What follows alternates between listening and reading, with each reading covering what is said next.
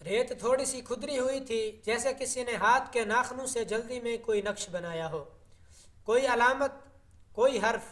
سالم جھکا، ریت میں دو لائنیں اور ان کے درمیان ایک چھوٹا سا دائرہ بنا ہوا تھا۔ وہ پھٹی آنکھوں سے اسے دیکھتا رہا۔ یہ تو مسافر کافروں کی خفیہ علامت ہے۔ یہ علامت تب بنائی جاتی تھی جب کسی شخص کو مدد چاہیے ہوتی تھی یا وہ کسی خطرے میں ہوتا تھا۔ سالم کا دل زور سے دھڑکا۔ سالم کا فیصلہ۔ اس نے فوراً لاٹھی اٹھائی، پانی کا مشکیزہ کمر پر رکھا اور اس سمت چل پڑا جہاں قدموں کے نشان ختم ہوئے تھے۔ حالانکہ آگے ریت کا سمندر تھا، کوئی سراغ نہیں تھا، لیکن سالم کو یقین تھا کہ کوئی مسافر خطرے میں ہے اور اللہ مجھے اس طرف لایا ہے۔ وہ سورج کی تپش، ریت کی حدت اور وادی کے خاموشی سے بے پرواہ آگے بڑھتا رہا۔ ہر قدم کے ساتھ اس کی نیت اور پختہ ہو رہی تھی، اگر اللہ چاہے گا تو میں اسے ضرور ڈھونڈ نکالوں گا۔ صحرا کی بے رحم ہوا اس کے ارد گرد چلتی رہی اور سالم ایک نئی آزمائش کی طرف بڑھتا گیا۔ سورج اب آسمان کے بیچ میں کھڑا تھا۔ ریت کی تپش اتنی شدید تھی کہ جوتوں کے تلوے جلنے لگتے تھے، مگر سالم بن عبداللہ کو اس کی پرواہ نہیں تھی۔ وہ صرف اتنا جانتا تھا، کوئی یہاں مدد کے لیے آیا تھا اور اس کو میری ضرورت ہے۔ وادی عقیق کا وہ حصہ نہایت خطرناک سمجھا جاتا تھا۔ اونچی نیچی ریت کی لہروں کے درمیان راستہ فوراً گم ہو جاتا تھا۔ جانور بھی اکیلے ادھر نہیں جاتے تھے، لیکن سالم کے قدم رکے نہیں۔ ریت میں ایک نیا نشان۔ چند قدم آگے جانے کے بعد سالم کو ریت میں گہرا نشان دکھائی دیا۔ وہ فوراً دوڑ کر وہاں پہنچا۔ یہ گھٹنے ٹیکنے کا نشان تھا، جیسے کوئی شخص شدید تھکن، پیاس یا خوف میں بیٹھا ہو اور پھر مشکل سے اٹھا ہو۔ سالم نے آہستہ سے ریت پر ہاتھ رکھا۔ ریت گرم تھی، مگر نشان کے اندر کا حصہ نسبتاً ٹھنڈا تھا۔ یہ زیادہ پرانا نہیں، شاید 1-2 گھنٹے پہلے کا ہے۔ دل کی دھڑکن تیز ہوئی۔ ایک اور حیرت انگیز اشارہ اچانک سالم کی نظر دور ایک چٹان پر پڑی۔ وہ چٹان دوسرے پتھروں سے مختلف تھی، اس کے اوپر کچھ بنا ہوا تھا۔ وہ جلدی سے وہاں پہنچا۔ پتھر کی دیوار پر کھجور کی لکڑی یا کسی سخت چیز سے 2 تیز لکیر کھینچی گئی تھی اور پھر ان کے نیچے ایک چھوٹا سا ہلال یعنی چاند کی شکل بنایا گیا تھا۔ سالم کے چہرے کا رنگ بدل گیا۔ یہ تو قافلوں کی ایمرجنسی علامت ہے۔ یہ وہی شخص بنا رہا ہے جو مدد چاہتا ہے۔ چٹان کے پیچھے ہوا کا جھونکا۔ سالم نے چٹان کے دائیں طرف جانا چاہا، لیکن جیسے ہی وہ قریب پہنچا ایک ٹھنڈی سی ہوا اس کے چہرے سے ٹکرائی۔ صحرا کی اس تپش میں ٹھنڈی ہوا کا جھونکا، یہ ناممکن تھا۔ سالم فوراً سمجھ گیا یہ ہوا کہیں سے آ رہی ہے، یعنی یہاں کوئی کھلا راستہ موجود ہے۔ وہ چٹان کے گرد چکر لگاتا گیا۔ اچانک اسے ایک چھوٹا سا تنگ دراڑ نما راستہ ملا جو زمین کی ڈھلوان سے نیچے جا رہا تھا۔ وادی کا پوشیدہ راستہ۔ سالم نے بغیر سوچے اس میں قدم رکھ دیا۔ اندر گھپ اندھیرا تھا، مگر زمین ٹھنڈی ہونے لگی تھی، جیسے نیچے پانی یا سایہ ہو۔ چند قدم چلنے کے بعد راستہ تھوڑا کھلا ہوا محسوس ہوا۔ اب دھوپ کم پڑ رہی تھی۔ سالم نے ہاتھ آگے بڑھایا اور اچانک اسے ایک ٹوٹا ہوا کپڑے کا ٹکڑا ملا۔ وہ کھجور کے سوکھے ریشوں والا کپڑا تھا، بالکل ویسا جیسے مسافروں کے خیموں میں ہوتا ہے۔ یہ وہی شخص تھا۔ کپڑا پکڑ کر سالم اور گہرائی میں اترنے لگا۔ سانسوں کی مدھم آواز۔ چند لمحے بعد سالم رکا۔ اسے ہوا میں بہت ہلکی، بہت مدھم سانسوں کی آواز آئی، جیسے کوئی شخص بہت کمزور ہو کر آہستہ آہستہ سانس لے رہا ہو۔ سالم کے قدم خود بخود تیز ہو گئے۔ وہ آگے بڑھا اور پھر اچانک چٹان کی اوٹ ختم ہوئی اور سامنے ایک چھوٹی سی قدرتی غار تھی جس میں روشنی اوپر والی دراڑ سے آ رہی تھی۔ غار کے اندر ایک کمزور دبلا پتلا نوجوان پڑا تھا، چہرہ پیلا، لب خشک، کپڑے پھٹے ہوئے اور آنکھیں آدھی بند۔ اس نے ہلکی سی جنبش کی۔ سالم آگے جھکا۔ اے بھائی، سن سکتے ہو؟ نوجوان نے بڑی مشکل سے آنکھیں کھولی۔ جب اس کی نگاہ سالم پر پڑی تو وہ جیسے سہم کر پیچھے ہوا، لیکن کمزوری کے باعث ہل بھی نہ سکا۔ پانی، اس نے ایک لفظ پکارا۔ سالم نے فوراً اپنا مشکیزہ کھولا، نوجوان کے لب تر کیے، پھر تھوڑا سا پانی اس کے منہ میں ڈالا۔ نوجوان کے جسم میں ہلکی سی جان آنے لگی۔ سالم نے پرسکون لہجے میں پوچھا کہ تم کون ہو اور اس وادی میں اکیلے کیسے آ گئے ہو؟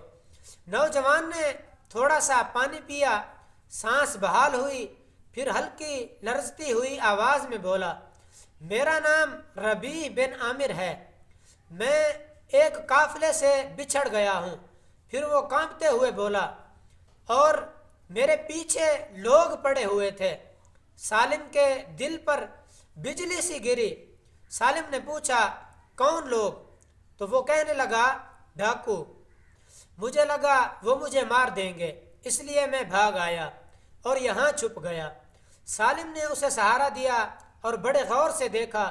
اس کی پیٹھ پر دراصل تلوار کے کھردرے وار کے نشان تھے۔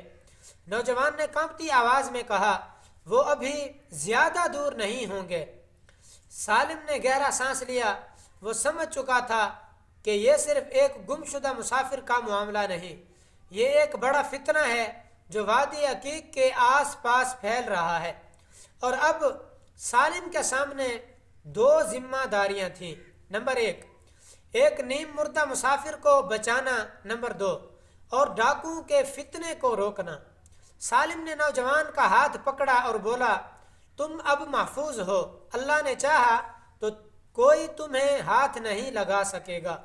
غار کی خاموشی گہری ہوتی گئی اور باہر کہیں دور ریت پر کسی کے قدموں کی ہلکی دھمک سنائی دینے لگی تھی۔ ریت پر خاموشی پھیلی ہوئی تھی۔ ہوا کا ایک جھونکا آیا اور ٹوٹے خیمے کے کناروں کو ہلانے لگا۔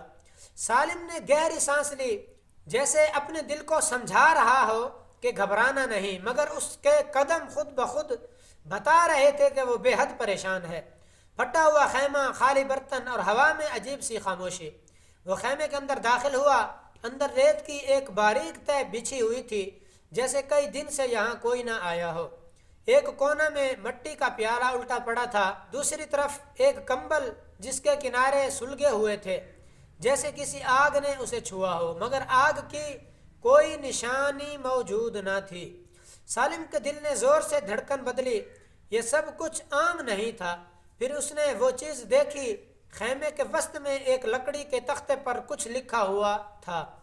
ریت کی گرد نے اسے تقریباً چھپا دیا تھا۔ سالم نے ہاتھ سے ریت ہٹائی تو عربی کے چند الفاظ ظاہر ہوئے، ہم اکیلے نہیں تھے، وہ روشنی قریب آ گئی تھی، اگر میں واپس نہ آ سکا، بس اتنا لکھا تھا۔ لیکن یہ الفاظ سالم کے وجود میں جیسے آگ بن کر اتر گئے۔ یہ تحریر صاف بتا رہی تھی کہ خیمے والا شخص کسی خوفناک، غیر متوقع اور غیر معمولی چیز کا سامنا کر چکا تھا۔ باہر قدموں کے نشان اور ان کا غائب ہو جانا۔ سالم خیمے سے باہر نکلا اور دوبارہ قدموں کے نشان دیکھنے لگا۔ وہ نشان ایسے تھے جیسے کوئی شخص تیز قدموں سے بھاگا ہو، مگر اچانک ایک دم ختم، جیسے وہ شخص زمین سے اٹھا لیا گیا ہو، یا جیسے کوئی بہت طاقتور قوت اس کو اپنے ساتھ لے گئی ہو۔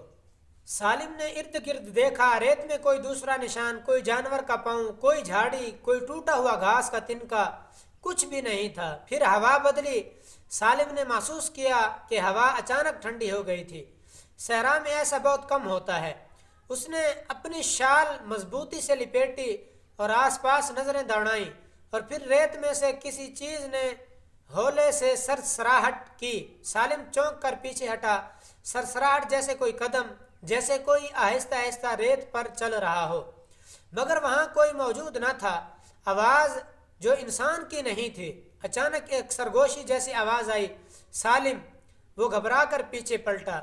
کوئی نہیں تھا، صرف خیمہ، صرف ریت اور دور دور تک پھیلا ہوا صحرا۔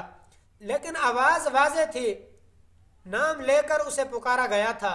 سالم کے گلے سے آواز نہ نکل سکی۔ دل اس کے سینے میں دھڑک نہیں رہا تھا، بلکہ اچھل رہا تھا۔ پھر ریت پر نشان دوبارہ نمودار ہوئے، وہیں جہاں چند لمحے پہلے نشان ختم ہو گئے تھے۔ ریت خود بخود ہلنے لگی۔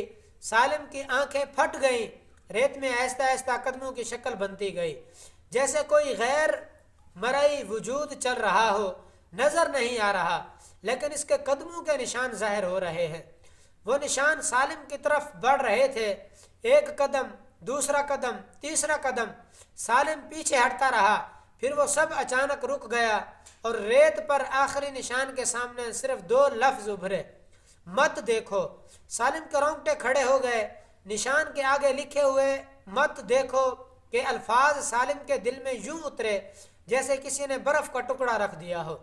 ہوا کا ایک جھونکا چلا، ریت کے ذرے اڑ کر اس عبارت کے کناروں سے ٹکرائے، لیکن الفاظ دھندلے نہیں ہوئے بلکہ مزید گہرے، مزید واضح، مزید ڈرا دینے والے محسوس ہونے لگے۔ سالم نے ہچکچاتے ہوئے اپنے قدم روکے، پیچھے موجود لوگ بھی خاموش ہو گئے، صرف سانسوں کی آوازیں سنائی دیتی تھیں اور دور کہیں رات کے جنگل سے آئی کسی الو کی ہو۔ سالم نے گہرا سانس لیا، یہ کس نے لکھا ہے؟ وہ بڑبڑایا۔ نشان تو اس کی طرف آ رہے تھے لیکن الفاظ ایسے لگ رہا تھا جیسے کسی نے انہیں جلدی میں خوف کے عالم میں آخری کوشش کے طور پر لکھا ہو۔ ایک آدمی نے آہستہ سے کہا، سالم آگے مت جانا، یہ جگہ ٹھیک نہیں لگ رہی۔ مگر سالم کی آنکھیں اس عبارت پر جمی رہیں۔ وہ سوچتا رہا کہ آخر کون اسے روکنا چاہتا ہے اور کیوں روکنا چاہتا ہے۔ اچانک ریت کے نیچے سے کڑکڑاہٹ سی اٹھی۔